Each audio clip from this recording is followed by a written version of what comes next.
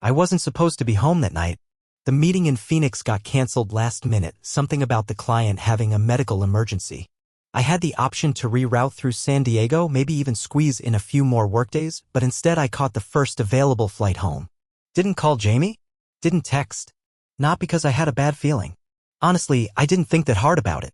Looking back, maybe that silence was me trying to find something without knowing what I was looking for. The house was dark when I pulled up. That wasn't unusual. Jamie was always mindful about turning lights off to save the planet. The porch light was on, though, a soft glow spilling over the doormat. I remember pausing before unlocking the door. It was just a second, like something in my gut whispered for me to brace. I stepped inside. First thing I noticed was the air. It smelled lived in. Not in a bad way. But there was a presence. Warmth. Like someone had just been laughing in the kitchen or dropped a coat over a chair. There were 2 wine glasses on the dining table. Not washed. One of them had a faint red lip print curling over the rim. A bottle of white wine, Jamie's favorite Sauvignon Blanc, was still sweating on the wood. The cork sat beside it like it had just been popped. On the counter, an open pizza box. Pepperoni, mushrooms, black olives. Half eaten. That was the second thing that hit me sideways. Jamie hated pepperoni. Called it greasy sadness. And then I saw it. A men's sports jacket tossed casually over the stair rail. Gray wool. I walked over and touched it. Expensive. Too nice to be forgotten, too specific to belong to just anyone. I didn't speak. I didn't call out. I just stood there, absorbing it all like static. That was when I caught the scent, cologne. Sharp but expensive. Something earthy and confident, like cedarwood and citrus. Not mine. I walked slowly to the bottom of the stairs, trying to keep my breath even. A few seconds passed, then I heard a door creak open upstairs. Jamie's voice floated down. Kyle? She appeared at the top of the stairs in the kind of outfit that begged questions, hair tousled, no makeup, barefoot, wearing one of my dress shirts. The sleeves were too long, rolled up to her elbows. It looked intentional. Too effortless to be spontaneous. For a heartbeat, she froze. I caught it. She recovered quickly, forcing a smile that didn't quite reach her eyes. You're back early. Yeah, I said. Meeting got canceled. She nodded slowly, like she needed a second to recalibrate the story she was about to give. Then she gestured vaguely toward the kitchen behind me. You just missed Hannah. She stopped by. We had some wine, caught up a little. I glanced back toward the table. She likes pepperoni now? Jamie blinked, then let out a quick laugh, like I'd caught her in a joke and not a lie. No, she ordered it. I told her I wouldn't eat it, but she's stubborn. She walked down the stairs, brushing past me lightly with her hand trailing my shoulder. She brought that jacket too, left it by mistake.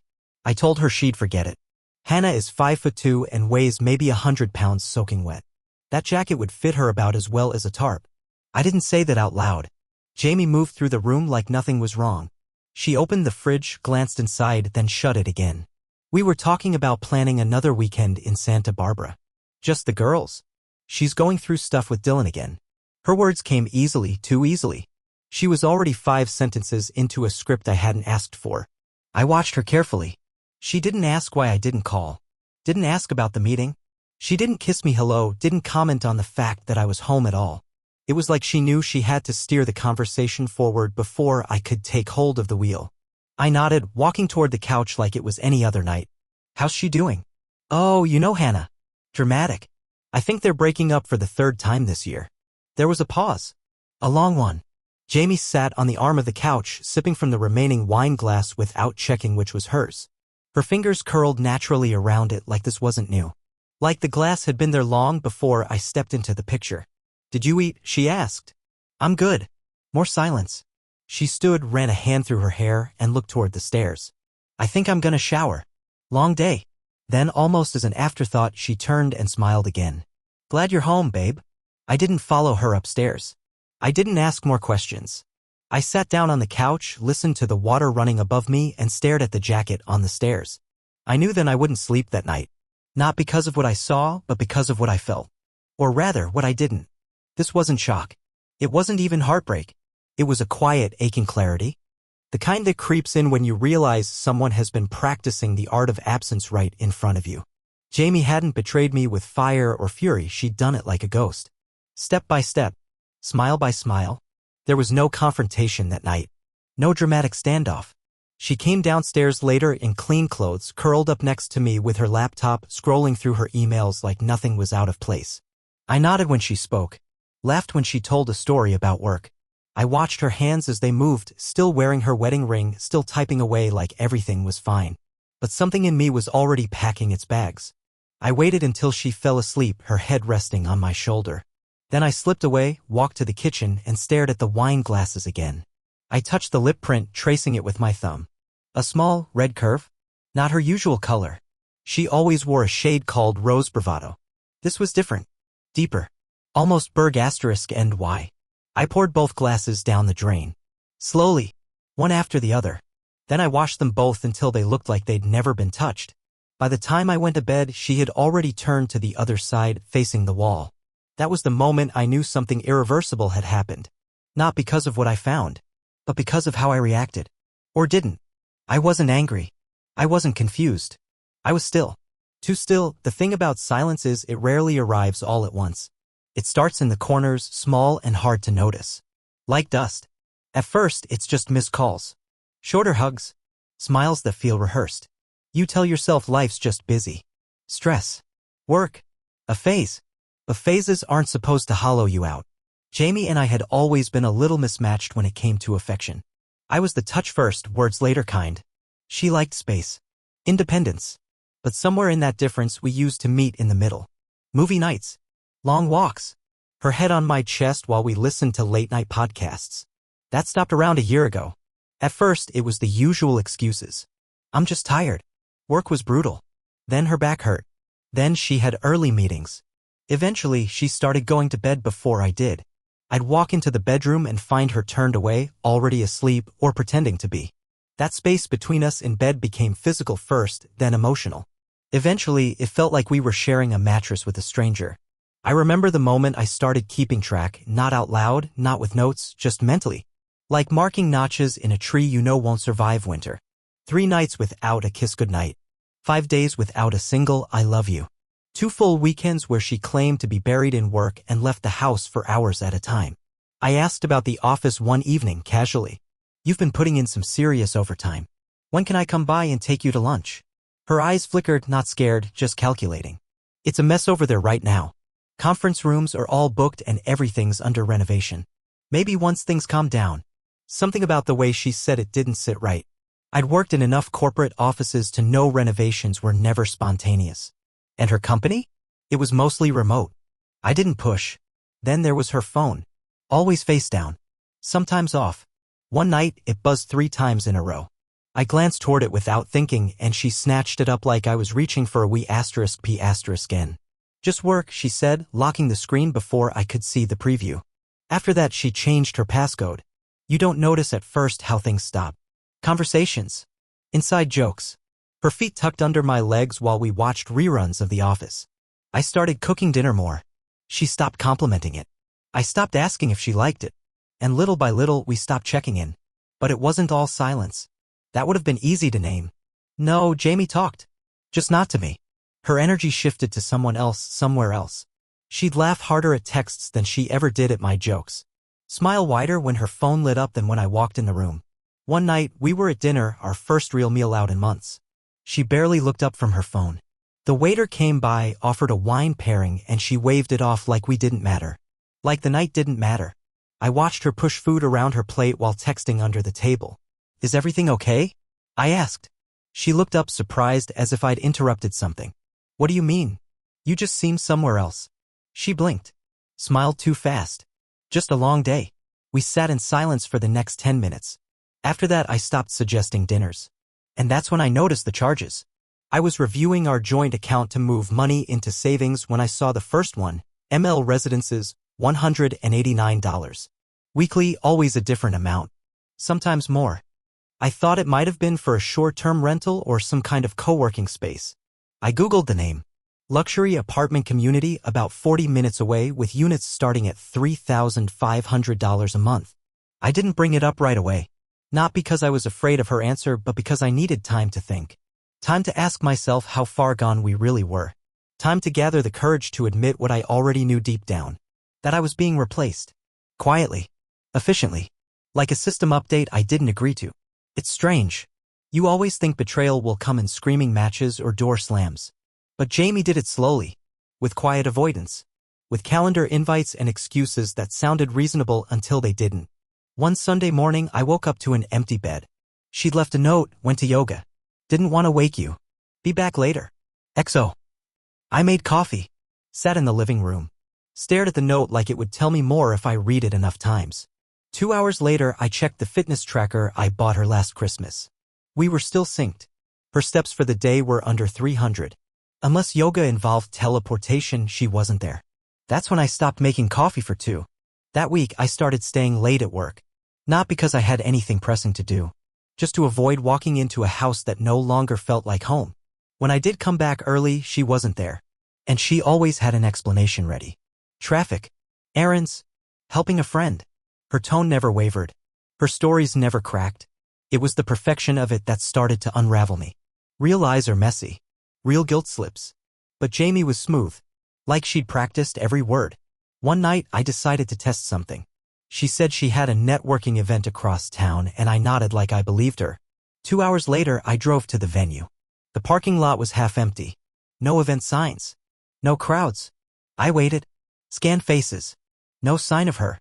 I drove back home slowly, hoping, maybe even praying, that she'd beat me there, sweaty from traffic, ready with some forgettable anecdote about a guy from accounting. She wasn't home. When she walked in that night, she smelled like wine and someone else's laundry detergent. Not mine. Not ours. I didn't ask questions. I just smiled and said, "Did it go well?" She blinked once, only once, then nodded. Yeah.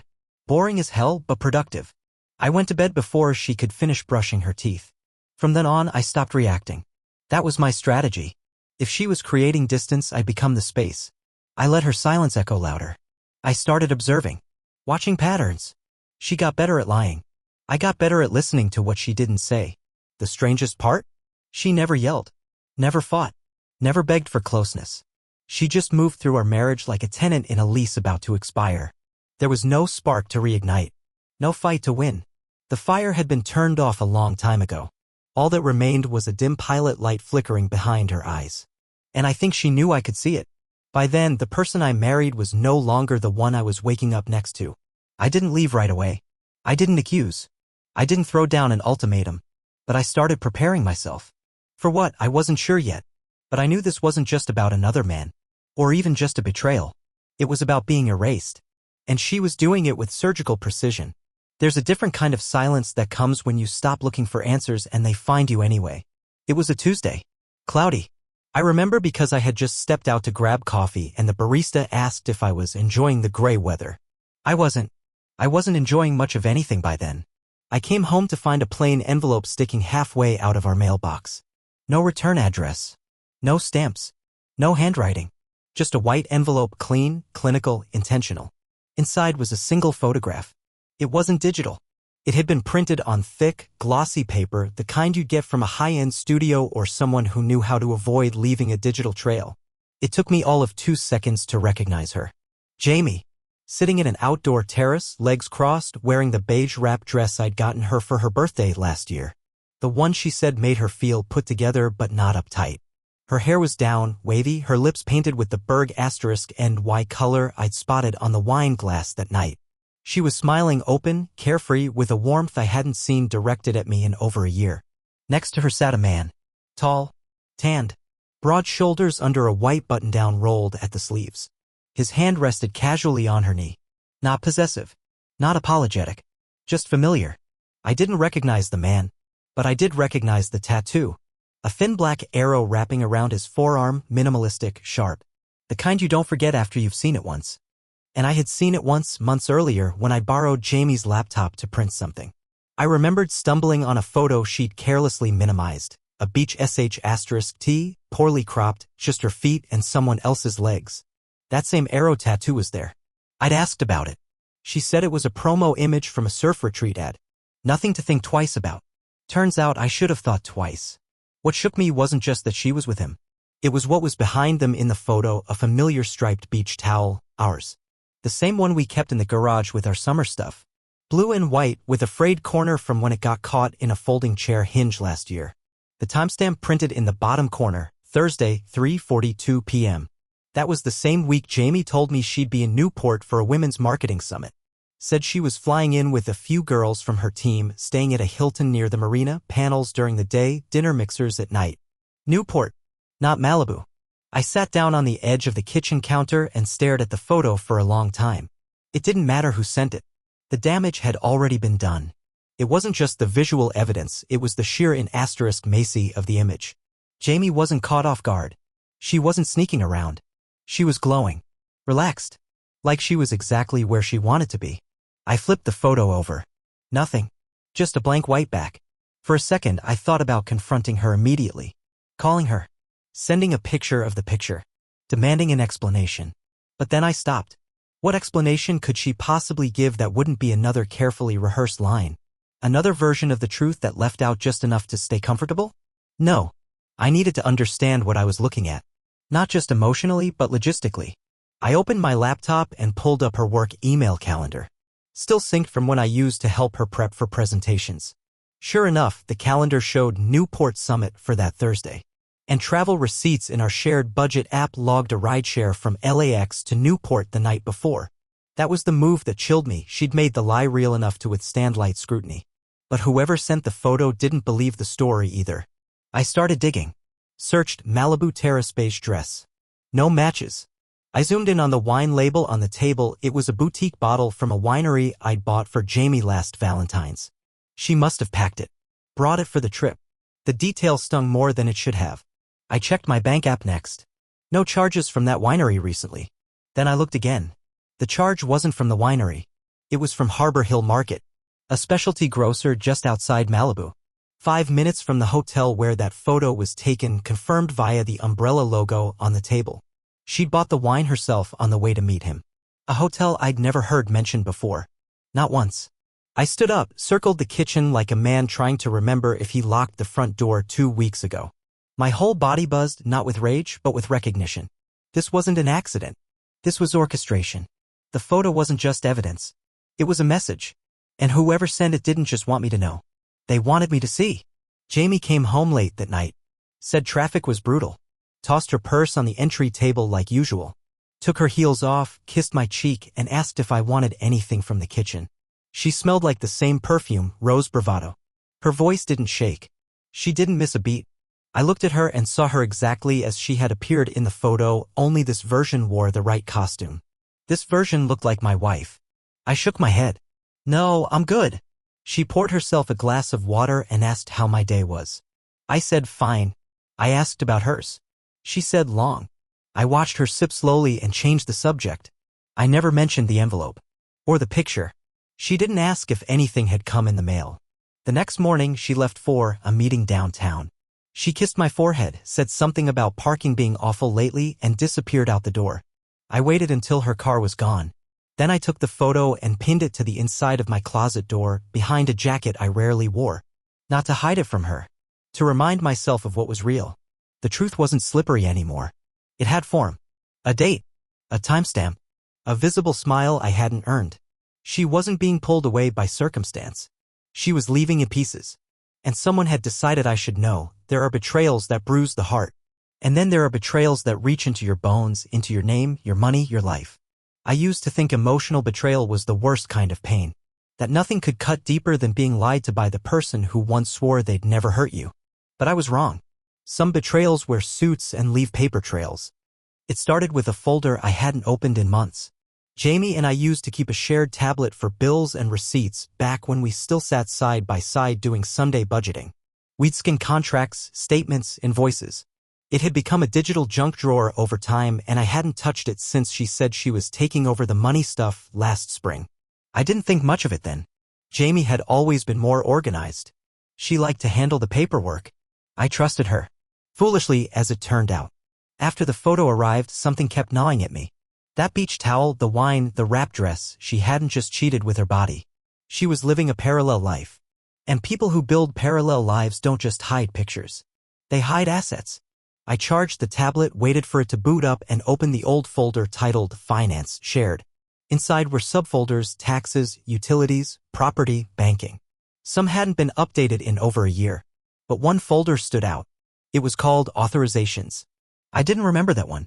I opened it. Inside, PDFs of old documents we'd both signed, mortgage agreements, refinancing forms, medical permissions. But then I saw something new. A file labeled POA_KH sign.pdf. I clicked it. My name stared back at me in bold, Kyle Harrison.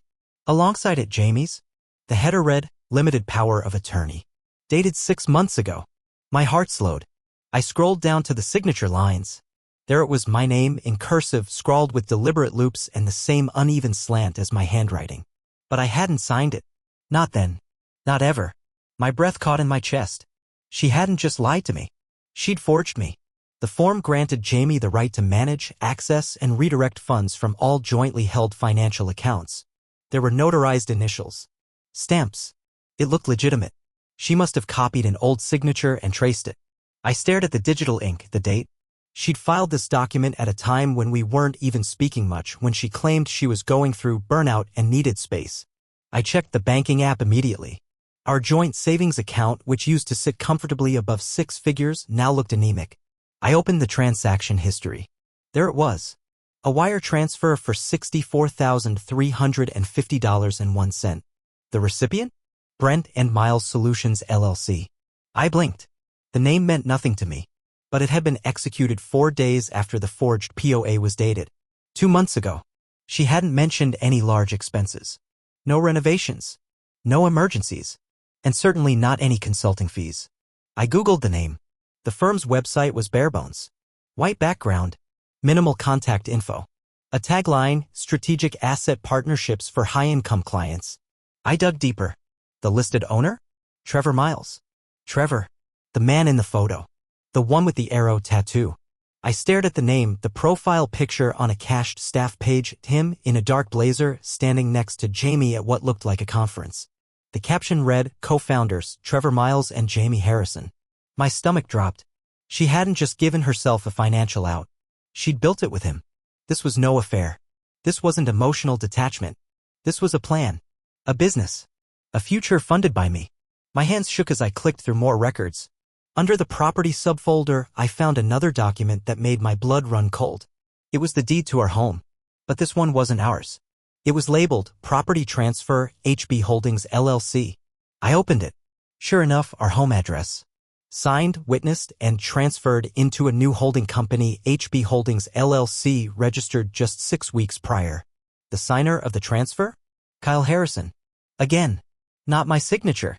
HB Holdings. Harrison and Brent? Harrison and Brent and Miles? I couldn't figure it all out in that moment. But it didn't matter. She'd started to move our biggest asset, the house, out of our hands and into a shell company she controlled. Probably to split, sell, or leverage without me. I closed the tablet and stared at the wall. My reflection in the dark TV screen looked like a man I didn't recognize. Pale. Hollowed out. My name had been used like a pawn. My trust repackaged into paperwork. That night I didn't sleep. Jamie came home after midnight, tiptoed upstairs. She smelled like wine and lavender shampoo. She didn't peek into the living room. Didn't notice the tablet sitting in plain view on the coffee table. She just moved down the hall as if nothing in the world was broken. I stayed up rereading every document, trying to find the cracks in what I thought was a life I helped build. Instead, I found blueprints to something else. The next day, I made calls. To my bank. To a friend from college who'd become an estate attorney. I was vague. Careful. But one thing became clear immediately. What Jamie had done wasn't just unethical. It was criminal. Forgery. Fraud. Property manipulation.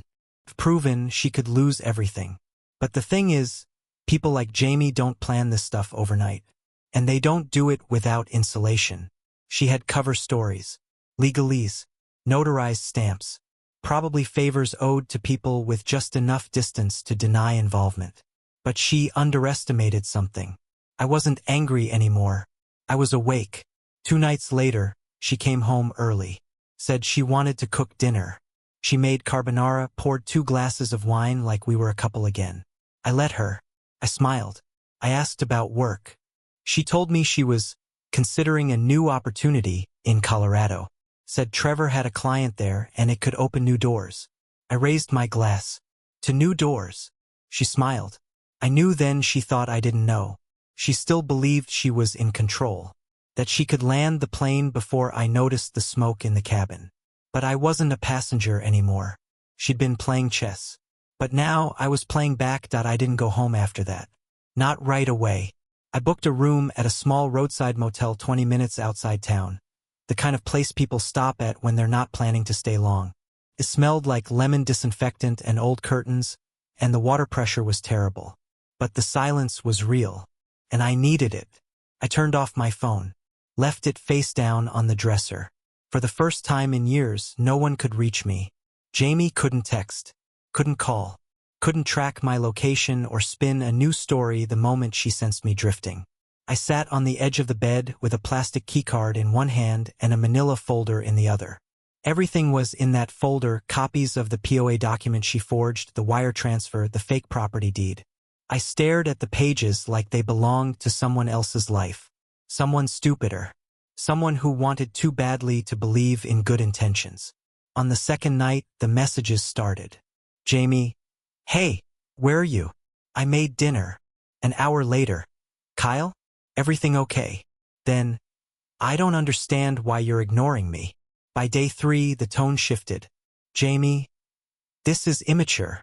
Then, if you want to sulk, fine. But don't make me guess what I did wrong. I didn't respond to any of them. Not out of spite, but because none of them said what mattered.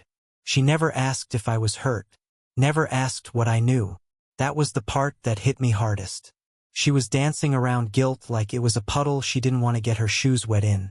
Not once did she say, "Did you find something?" Or, "I'm sorry." It was all about control. About reeling me back in with just enough confusion to cloud my judgment. By the end of the week, her texts turned cold. Jamie, you're being paranoid. Then came the last one. If you're trying to punish me, just say it. Still nothing about the house. Nothing about the money. Nothing about Trevor. The thing about silence is it works both ways. And that's when I got the text. Not from her. From an unknown number. No name. Just a short message. Look up Willowcrest. Start with Trevor's corporate ties. First, I thought it was spam. But something in the tone felt intentional. Direct. Like someone watching from just off stage. I waited 5 minutes. 10. Nothing else came through. Eventually, curiosity overrode hesitation. I searched the name. Willowcrest. I expected a real estate firm or maybe a shell company like HB Holdings. But instead, I found a small consultancy group. Incorporated 11 months ago. Registered in a different state. Clean branding. Vague mission statement. Strategic growth. Discreet execution. Tailored exits. There were no employee photos. Just a list of directors. Fourth name down. Jamie Harrison, Executive Director. My heart thudded. The company had been founded 3 weeks before our anniversary. I kept scrolling. The CEO? Trevor Miles. The same man in the photo. The same man listed on the Brent and Miles account that received over $64,000 from our joint savings. It all snapped into place like a jigsaw puzzle flipped over. Willowcrest wasn't some passive side project. It was the engine, the machine behind the lies. A business built while I was sitting at our kitchen table pouring 2 glasses of wine, thinking we just needed time. Jamie hadn't been drifting. She'd been structuring her exit. I looked up the incorporation documents. The address listed wasn't ours. It was a unit inside a high-rise office building in Denver. 2 years ago, Jamie had taken a 3-week training trip there for a conference. She said it was forgettable, claimed the city was too cold. Apparently, she liked the altitude after all. I found more. Willowcrest had filed 3 strategic investment reports in the past year, all sealed under NDA. But buried in one PDF from a third-party hosting platform was a footnote referencing a dissolved LLC, Gold Pine Strategies, once tied to a Trevor Miles and a woman named Elise Branford. I paused. I recognized the name. Elise was mentioned once in passing during a fight Jamie and I had early in our marriage, someone from Trevor's past, a drama queen, Jamie said. I never thought twice about it. Turns out Gold Pine Strategies was shut down after a client filed fraud allegations, financial misdirection, signature forgery, asset laundering through shell companies. It was the same playbook. Different city. Different mark. I leaned back in the motel's stiff wooden chair and let it all sink in. This wasn't a messy affair. This was a business model. They'd done this before. Only this time I was the case study. A few hours later, I checked the website again.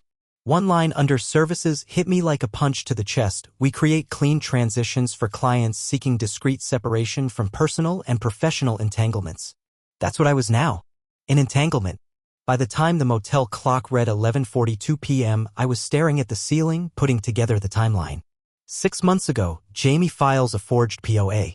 5 months ago, the first money transfer to Brent and Miles. 3 months ago, she signs over our property to a Shell LLC. 2 months ago, she's photographed in Malibu with Trevor, the towel, the wine. 2 weeks ago, she tells me she's thinking of a career change.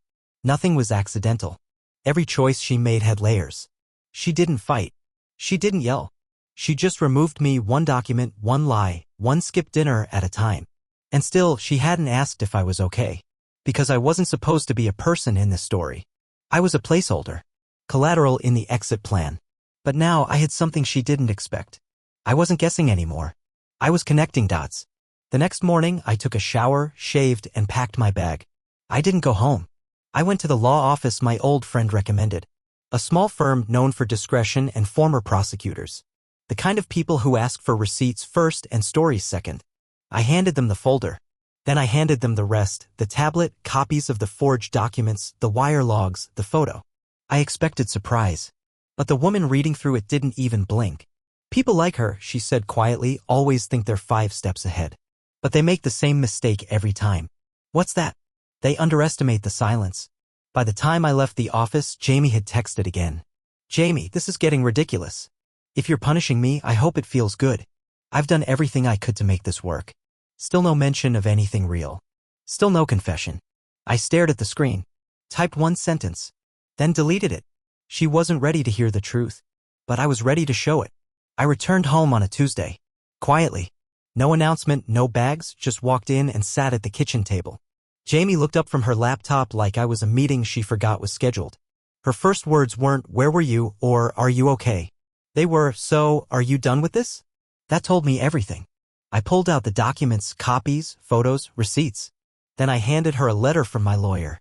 Her face drained. Within 48 hours, her attorney reached out with a mutual resolution. I refused. I wanted her to write it down, the fraud, the signatures, the lies. No NDA. No quietly exiting. I wasn't trying to ruin her, I just wasn't going to let her rewrite the story without my name in it. Jamie vanished the moment the heat turned real. Left the city. Trevor too. But I recovered the house. Froze the accounts. Reversed the title transfer. She underestimated what a man could do when his grief turns to clarity. I didn't return to the life we had, I built a new one from the ashes. I sold our matching furniture. Got rid of every wine glass. Bought mugs with chips and personality. One day, another envelope arrived. No return address. Just a note, you disappeared and became visible. For the first time in years, I saw myself clearly. Not as a victim. Not as a fool. But as a man who woke up before the ending and rewrote it.